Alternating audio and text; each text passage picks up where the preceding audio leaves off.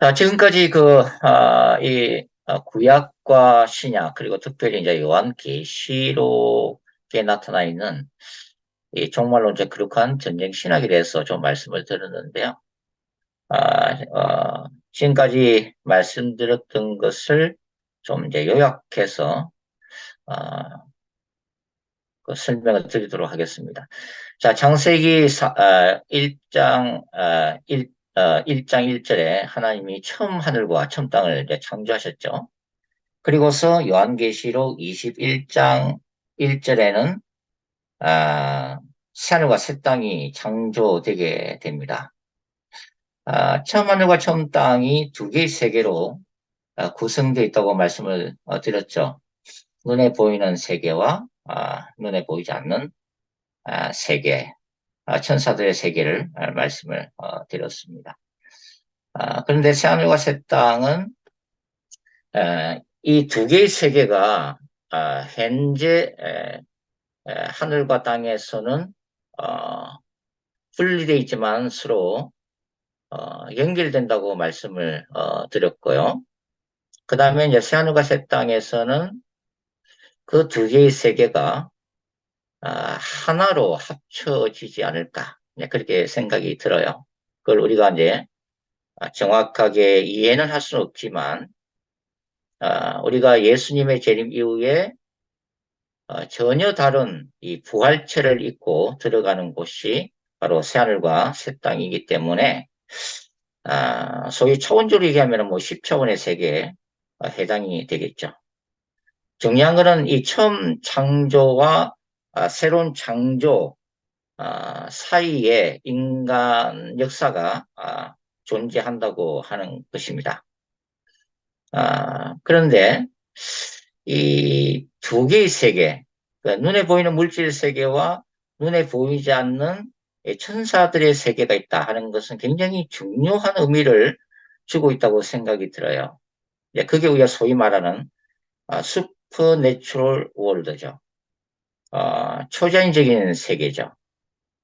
그런데 이러한 초자연적인 세계가 18세기 들어오면은 계몽주의가 확산되면서 성경과 초대 교회가 견지했던 이 초자연적인 세계가 이제 사라진 거죠.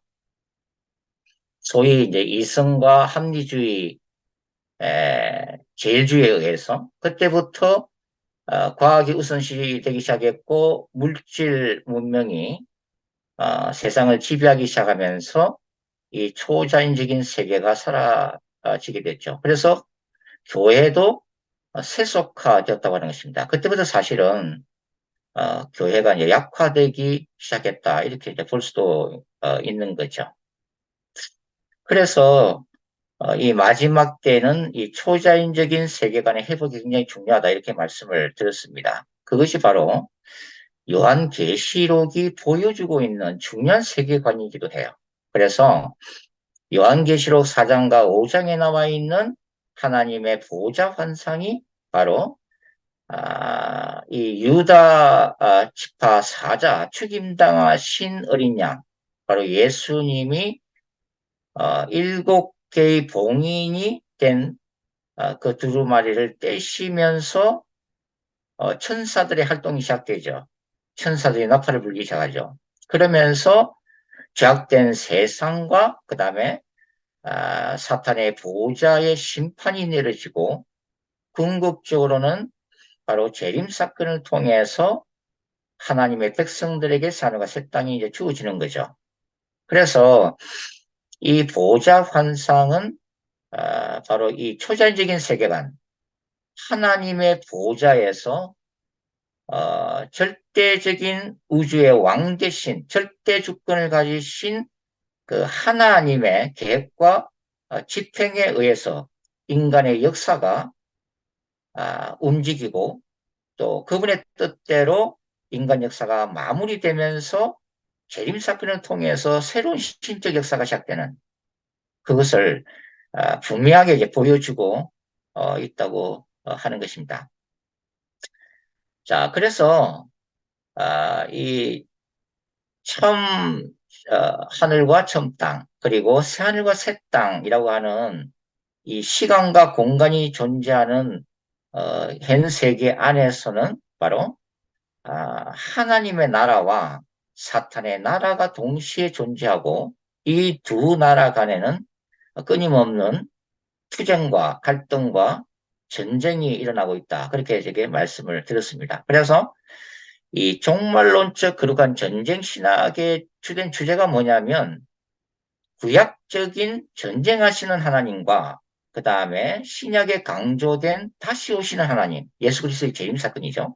이 종말론이 결합이 된 신학이 바로 이 종말론적 거룩한 전쟁 신학입니다. 그래서 부족하지만 제가 이것을 창세기부터 요한계시록까지 이제 조금 체계적으로 정리를 지금 이제 거의 이제 끝낸 상태죠. 물론 앞으로도 더 깊이 더 연구할 여지가 있지만 말입니다. 근데 이제 이 구약적인 이 전쟁하시는 하나님, 그럼 하나님은 무엇과 전쟁하시느냐? 구약에 나와 있는 하나님은 바로 열방과 그 다음에 이스라엘 안에 조차 존재했던 우상 숭배 행위, 우상 숭배 이데올로기라고 말씀을 드렸어요.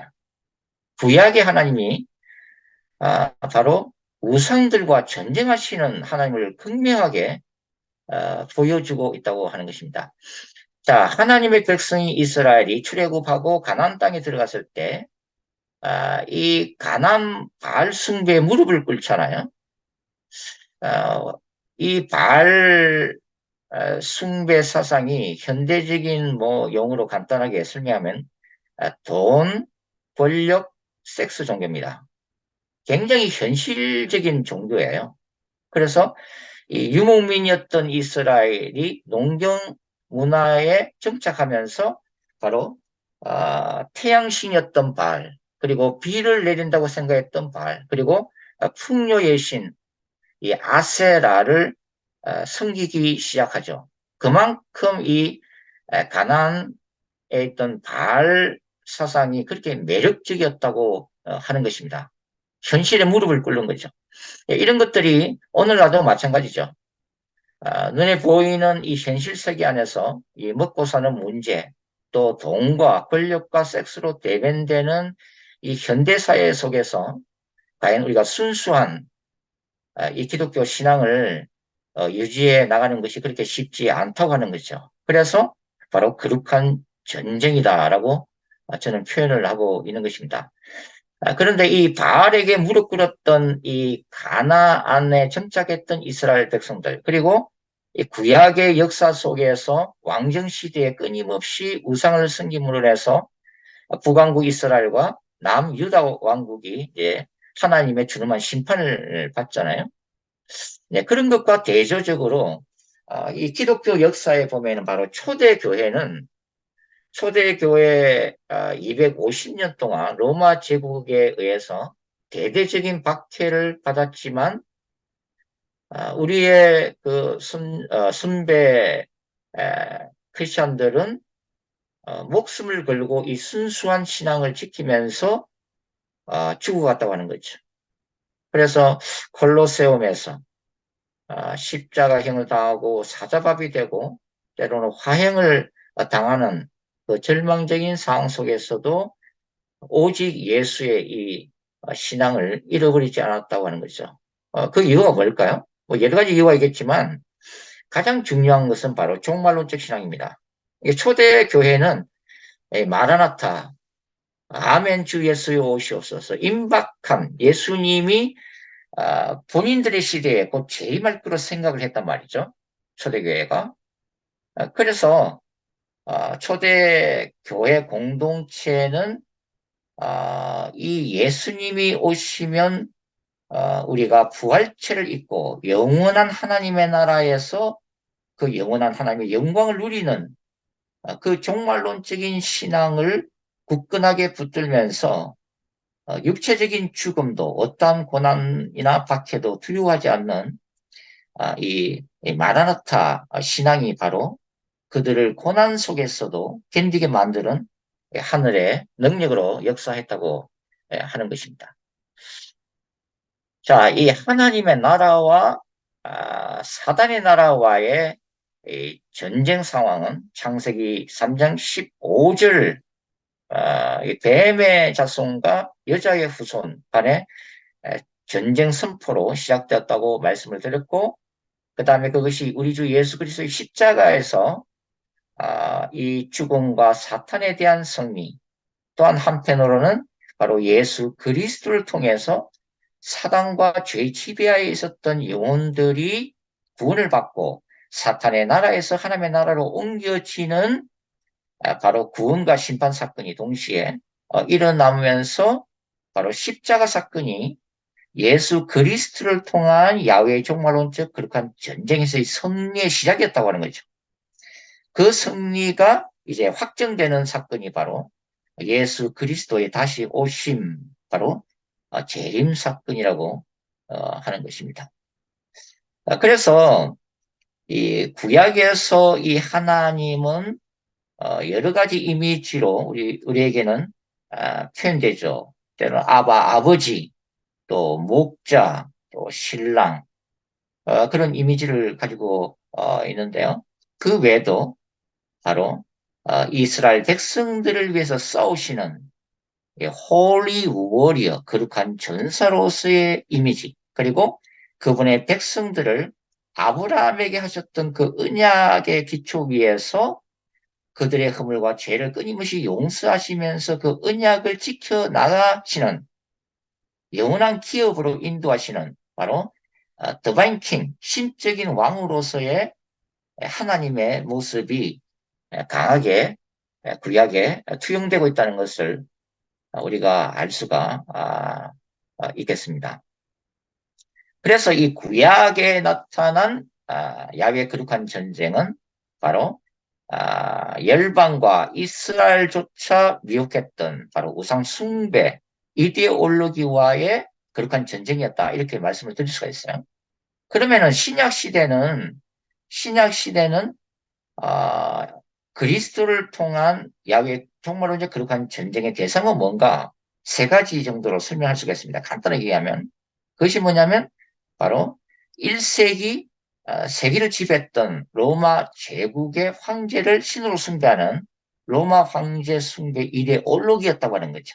그래서 로마 이 제국의 모든 곳에는 신전을 짓고 고대 그리스의 신들을 숭배할 뿐만 아니라 로마 황제 신전을 짓고 로마 황제를 신으로 인정하면서 제사를 바쳐야만 했던 바로 종교 다원주의 사회가 1세기 로마 세계였다 하는 것을 알 수가 있습니다.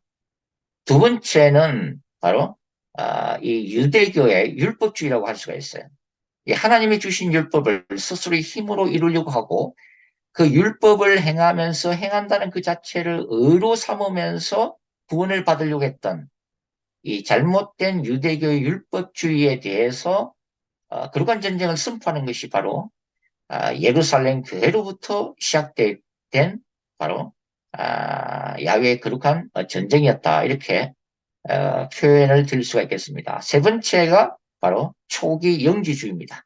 그러니까 헬라 사상에서 온 거지만 인간의 육체와 정신을 이분화하고 정신은 고귀하지만 인간의 육체는 악하고 불필요하고 인간의 영혼을 가두는 감옥이다라고 생각했던 초기 영주주의. 그러니까 당연히 인간의 육신을 입고 오신 예수 그리스도의 성육신 사건을 부인할 수밖에 없었던 거죠. 초기 영주주의자들은. 그래서 이 초대 교회에 이런 영주주의 사상이 들어와서 순수한 복음을 해치는 일들이 많았다고 하는 거죠. 바로 이러한 로마 황제 숭배 이데올로기, 그 다음에 유대교 율법주의, 그 다음에 초기 영지주의, 이 세 가지가 바로 예수 그리스도의 복음으로 초대교회가 싸워야만 했던 야훼의 정말로 좀 거룩한 전쟁의 대상이었다, 이렇게 말씀을 드릴 수가 있겠습니다. 자, 이제 신약 시대에 우리는 지금 예수 그리스도의 재림을 기다리고 있고 그 재림을 통한 새하늘과 새 땅의 도래를 기다리는 이 마지막 시대를 살아가고 있다고 하는 거죠. 그래서 이 요한계시록에서 강조되는 하나님의 백성됨, 종말론적 교회 이미지를 두 가지로 압축하라면은 첫 번째가 바로 예수 그리스도의 거룩한 신부입니다. 예수님은 Holy Warrior, Savior, 구원자, 일 뿐만 아니라 그분의 거룩한 신부들을 데려오시는 영원한 신랑으로 나타나죠.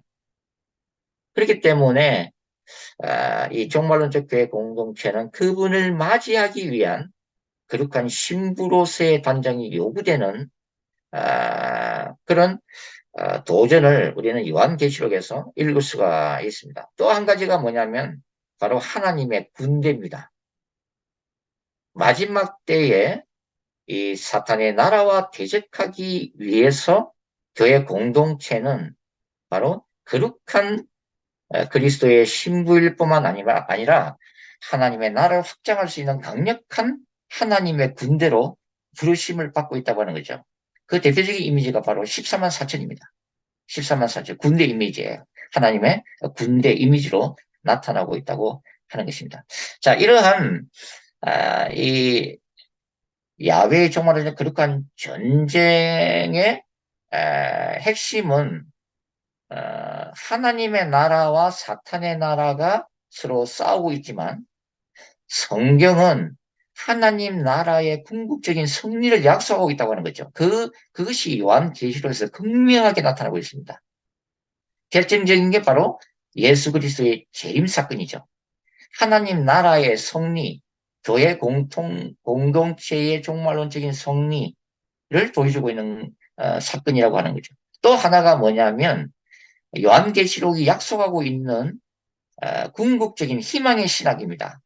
그것이 뭐냐면 때로는 신자들이 순수한 신앙을 짓기 위해서 제국들에 의해서 박해를 받고 고난을 받기도 하겠지만 궁극적으로 새하늘과 새 땅의 도래라고 하는 모든 악의 근세가 멸망을 당하고 사망과 사탄의 권세가 깨어지고 다시는 눈물도 없고 저주도 없는 이 에덴 동산의 완벽한 회복을 넘어선 완성, 그것이 이제 새하늘과 새 땅이죠.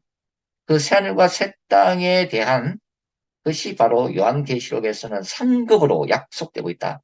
그래서 요한계시록 2장과 3장이 나오는 이기는 자에 대한 하나의 궁극적인 약속으로서 요한계시록 21장 7절에는 이긴 자에게는 바로 하나님의 아들이 되고 새하늘과 새 땅을 상급으로 받게 될 거라고 하는 약속이 주어지고 있다는 의미에서 요한계시록은 승리의 신학을 보여주고 있고 동시에 궁극적인 이 희망의 신학을 보여주고 있다고 하는 것입니다. 그래서 이 종말론적 거룩한 전쟁 신학은 제가 개인적으로는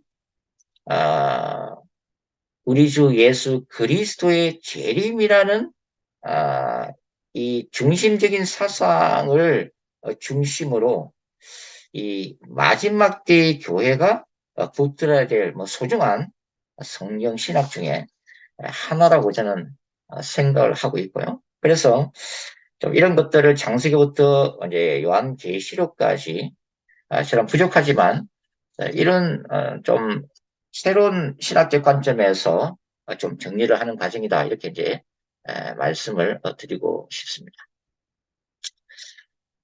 그 다음에 뭐 파워포인트 조금 넘겨주십시오. 자, 이렇게 요약을 해드렸습니다.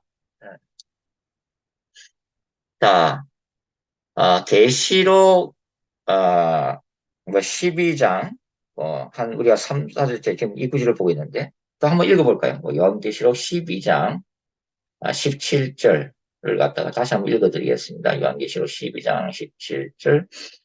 영이 여자에게 분노하여 돌아가서 그 여자의 남은 자손 곧 하나님의 계명을 지키며 예수의 정글을 가진 자들과 더불어 싸우리고 바다 모래 위에 서 있더라. 13장 1절. 내가 보니 바다에서 한 짐승이 나오는데 뿔이 열이요 머리가 일곱이라. 그 뿔에는 열 왕관이 있고 그 머리들에는 신성모독하는 이름들이 있더라. 자, 이 종말론적이고 묵시적인 바닷가에 서 있는 용인 사탄이 바로 종말론적인 여자의 후손, 마지막 때의 교회 공동체와 영적 전쟁을 하기 위해서 쓰이는 이 환상을 요한이 보고 있고, 그 다음에 13장 1절 바다에서 한 짐승이 나오고 있습니다. 이 짐승이 누구라고 말씀드렸어요? 1세계 관점에서는 도미티안 황제고, 마지막 때에는 적그리스도라고 말씀을 드렸습니다. 자, 근데 중요한 건 뭐냐면, 이 12장 17절과 특별히 이 13장이 이 교회가 이 받아야만 하는 이 극복해야만 하는 이 박해 상황을 지금 보여주고 있습니다. 성도들의 죽음이 이제 여기에 기록되어 있거든요. 그런데 이 사탄의 나라와의 이 종말론적 거룩한 이 전쟁을 마지막 교회가 우리가 수행을 해야 하는데 왜 짐승의 세계에서 신자들이 박해를 받는가 하는 거죠. 그것은 계시록 13장에 나오는 적그리스도의 세계가 철저한 종교 다원주의 사회이기 때문입니다. 자, 우리가 지금 뭐 이스라엘 뭐 하마스 전쟁 때문에 지금 뭐 굉장히 난리가 나고 있잖아요. 자, 그런데 일각에서는 이제 이 이스라엘과 하마스 전쟁, 자, 이걸 뭐 자세히 얘기하고자 하는 게 아니고, 유대교와 이슬람의 전쟁으로 보는 시각들도 만만치 않다고 하는 거죠. 종교 간의 전쟁으로 본다고 하는 것입니다. 자, 이 전쟁이 이제 뭐 지속되면서 또 뭐 끝나고 나도 마찬가지겠지만 종교다원주의 운동이 굉장히 이제 거세게 일어날 거예요. 왜 그러냐면 종교 간의 갈등이 결국은 이런 전쟁을 가져오고 전쟁이 일어나면 전 세계에 위기를 가져오기 때문에 결국은 종교 간의 갈등과 이런 분쟁이 세계 평화를 깨뜨린다고 생각하는 종교다원주의자들의 그 주장을 더 설득력 있게 이 불신 세상에 확산시킬 거라고 보는 것입니다. 이것은 결국은 예수 구원의 유일성에 대한 기독교에 대한 도전과 문제를 더욱더 심화시키게 될 거라고 보는 거죠. 자, 저는 이 요한계시록 이 12장 17절과 13장 1절이 기독교 세계관과 비기독교 세계관 사이의 영적 전쟁이라고 저는 생각하고 있습니다. 굉장히 우주적인 차원이고 세계적인 차원이에요. 왜냐하면은 그 인간의 영혼과 이 정신 세계를 지배하는 것이 사상, 철학, 종교입니다. 제가 오늘 2023년 그 종교 인구를 뭐 이제 한번 이게 훑어보니까 지금 전 세계 80억 인구인데 무슬림 인구가 얼마라고 생각했어요? 무슬림 인구가. 지금 마이크가 다 끄져서 그렇지만. 무슬림 인구가 얼마나 되겠습니까? 한번 추측해서 한번 말씀해 보시죠. 80억 인구 중에 2023년 현재, 얼마만한 그 종교 인구를 가지고 있겠어요? 무슬림 인구가. 아무나 한 분 한번 말씀해 보시겠어요? 마이크 켜시고.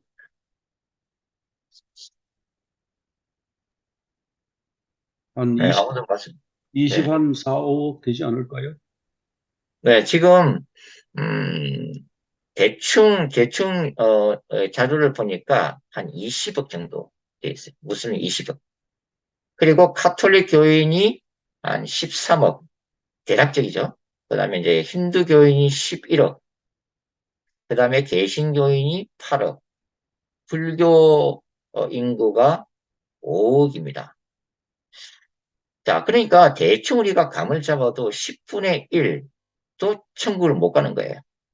사실 10분의 1이라고 하지만은 개신교 안에서도 우리가 알다시피 바로 물과 성녀로 거듭난 신자들만 해도 천국에 들어가기 때문에 산성순에서 예수께서 말씀하신 바와 같이 천국에 들어가는 게 굉장히 좁은 문이고 좁은 길이라는 것을 우리가 통계적으로도 실감을 할 수가 있습니다. 결국은 이런 기독교 세계관과 비기독교 세계관 사이에서는 천국과 지옥이라고 하는 굉장히 치열한 영적 전쟁이 지금 일어나고 있다고 하는 거죠. 자, 사도 바울은 1세기에 여러 신들이 존재했던 종교 다원주의 사회 속에서 오직 예수 그리스도의 복음을 들고서 임박한 종말론 가운데 복음을 전한 사도죠. 바울은 이 고린도서 4장을 보시면은 3절과 4절 보시면은 사탄이 이 세상 신이 불신자들의 마음을 미혹해 하여 자, 이 불신자라고 하는 것은 단순히 무신론자만 아니라 예수의 복음을 모르는 모든 사람들이에요. 그 불신자들의 마음을 미혹해 하여 복음을 받아들이지 못하게 한다고 분명하게 얘기를 하고 있습니다. 사탄의 방해가 있다는 걸 분명히 얘기하고 있는 거예요. 그 다음에 고린도후서 10장을 읽어보시면 4절과 5절에서 사도 바울은 신자들의 전쟁에 대해서 얘기하고 있는데 신자들의 전쟁은 그리스도의 복음이라고 하는 이 하나님의 능력으로 인간의 정신세계를 지배하는 사탄의 갱관지를 파는 영적 전쟁이다. 그렇게 얘기를 하고 있다고 하는 거죠. 그러니까 이것은 단순히 종교 간의 갈등이 아닙니다. 이것은 영의 세계에서 일어나는 영적 전쟁이에요. 그리고 예수 그리스도의 복음을 전한다는 그 자체가 이 마지막 때 예수 그리스도 안에서 여호와의 종말론적인 그렇게 전쟁을 수행하는 행위라고 하는 것입니다. 이슬람이 그 지하드라는 단어를 사용하지만 지하드가 거룩한 전쟁이라는 뜻이죠. 근데 진정한 거룩한 이 전쟁은 예수 그리스도의 복음을 통해서 점점 다가오는 예수 그리스도의 재림을 준비하게 하는 것이고 한 영혼이라도 출세해서 바로 새하늘과 새 땅으로 들여보내는 것이 마지막 교회의 거룩한 사명이다. 그렇게 말씀을 드리고 싶습니다. 사실 이 종교 다원주의는 뭐 이 종교 다원주의에 대해서도 사실은 적어도 뭐 한 시간을 좀 말씀을 드리고 싶지만 여하튼 뭐 종교 다원주의에서 얘기하는 것은 하나의 산 이론이죠. 뭐 그림에서 보다시피 그것은 뭐냐면 어떤 종교든지 진실하게 믿으면 결국은 궁극적인 하나의 산 봉우리에 다 같이 올라간다는 거죠. 그 궁극적인 산을 소위 궁극적인 실제라고 부릅니다.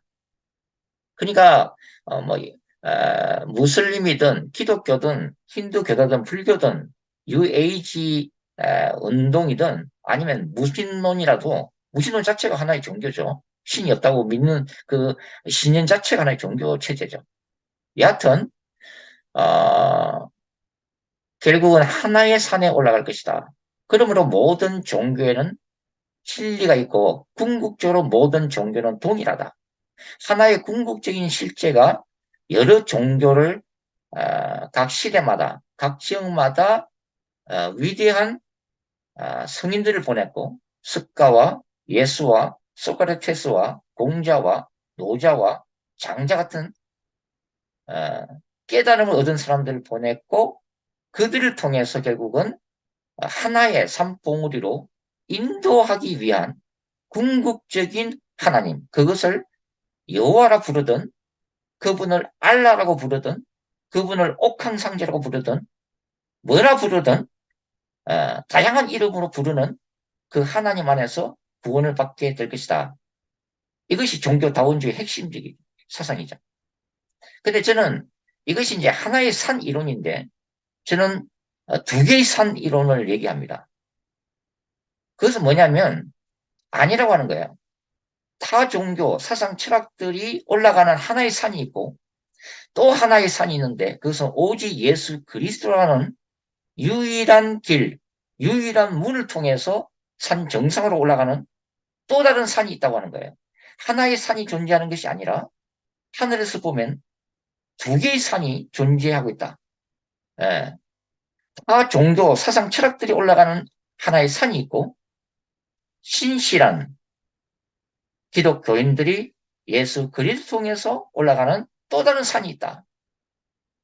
그 산들의 궁극적인 목적지는 똑같은 것이 아니라 하나는 지옥으로, 하나는 천국에 도달하는 전혀 다른 두 개의 산이 존재하고 있다. 이렇게 저는 말씀을 드리고 싶은 겁니다.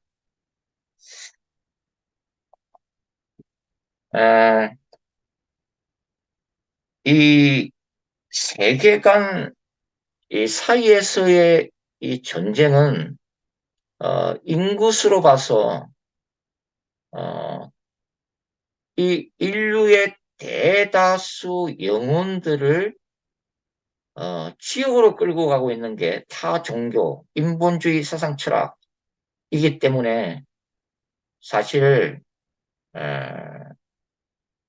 굉장히 이렇게 우주적인 차원의 전쟁이라고 볼 수가 있습니다. 물론 정말로 이제 그러한 전쟁에는 세 가지 차원의 전쟁이 존재합니다. 개인적 차원이 있고 공동체적 차원이 있고 우주적 차원이 있습니다. 개인적 차원에서는 바로 우리가 우리 내면에 있는 죄악과 싸우는 거룩함을 향한 그 거룩한 전쟁이 있는 거죠. 우리 각자가 싸워야 할 전쟁이죠. 이거는 내면적인 전쟁. 그 다음에 공동체적인 전쟁이 있습니다. 교회면 교회 공동체, 사회면은 사회 공동체가 싸워야 할 어떤 악과의 전쟁이 있어요. 그리고 우주적인 전쟁이 있는데 바로 저는 이 우주적인 전쟁이 세계관 사이에서의 전쟁이다라고 저는 생각을 하고 있습니다. 제가 이 세계관과 관련해서 제가 간단하게 조금 제 개인적인 간증을 말씀드리고 싶은데, 근데 제가 장황하게 뭐 그렇게 말씀을 드리지는 말씀드릴 시간은 없을 것 같아서 핵심만 조금 말씀을 드리고 해요. 왜 그러냐면은 제가 이제 오늘과 다음 시간에 걸쳐서 이렇게 이 타종교 세계관, 불교를 중심으로 한 이 종교들의 이 역사는 어떤 사탄의 전략에 대해서 말씀을 좀 드리려고 하는데 그 말씀을 드리려다 보니까 어쩔 수 없이 제가 조금 제 개인적인 얘기가 있어야 될 것 같아서 간단하게 제가 말씀드리겠습니다. 저는 소위 말해서 이제 그 황룡 꿈을 꾸고서 태어났습니다. 그래서 그 어릴 때 모친이 지난 시간에 제가 용왕제에 대해서 말씀을 드렸는데 제 그 고향이 경남 남해군 삼동면 지종리 219번지거든요. 그 어촌입니다. 바로 어촌인데 제가 3살 때, 4살 때, 5살 때 늘 기억이 제 어머니가 바로 집 앞이에요. 바로 바닷가가. 그 집 앞이기 때문에 거기 밤에 가서 늘 용왕제를 바쳤던 기억이 생생하거든요. 제가 어릴 때. 5살 때, 6살 때. 근데, 어, 그, 이 촛불을 켜고, 그 다음에, 조각배를 바다로 띄어보내고, 물고기를 방생을 했어요. 그러면서 늘 어머니 하시는 얘기가, 너는 용 꿈을 꿨기 때문에 용왕에서 왔다. 그래서 이 용왕제를 바쳐야 된다. 늘 그렇게 말씀을 하셨어요. 어, 그러다가 제가 이제 사역을 하고, 음, 그 청년부를 맡고 있을 때에 한 100명, 청년부 100명을 데리고, 이것도 뭐 간증을 하면 뭐 끝도 한도 없지만, 서해안 쪽에 농촌 봉사활동을 나갔어요. 청년들 데리고. 그래서 낮에는 그 농사일을 도와주고, 밤에는 우리 자체 집회를 했습니다. 그래서 한 일주일 했는데, 그 떠나오기 마지막 하루 전에 청년들이 그 해수욕장 그 바닷가 구경을 하고 싶다 해서 고민하다가 이제 허락을 한 게 이제 화근이었어요. 결론부터 말씀드리면은 그 청년부 중에 자매 한 명이 어, 약간은 뭐랄까요, 이제 정신지체 자매였어요. 청년들이 바닷가에서 이삥 둘러가지고 공을 이렇게 주고받는 놀이를 했단 말이죠. 근데 무릎까지도 안 오는 그 바닷가, 야트막한 곳에 이제 쓰러져서 바닷물과 그 소금, 그, 저기, 뭐야, 모래를 이제 그대로 들이마시면서 급성으로 번졌고, 우리가 이제 바로 읍내병원으로 앰뷸런스를 불러서 이제 달려갔어요.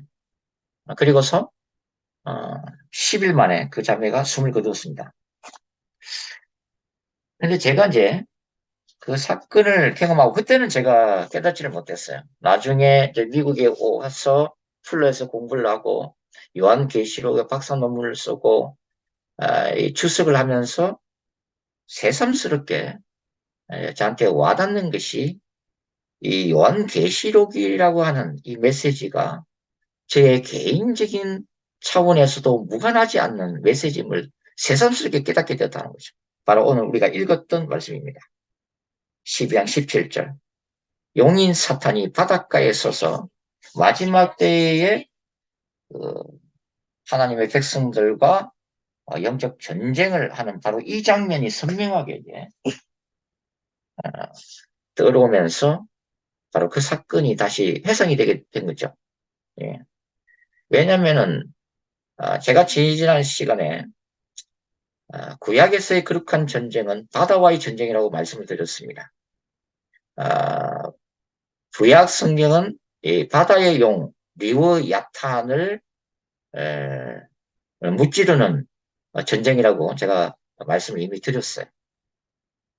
근데 바로 이 바닷가에서 용왕제를 지냈던 이 바닷가에서 사탄은 우리 공동체를 공격했고 가장 연약한 지체장이었던 한 자매를 죽음으로 몰아간 거죠.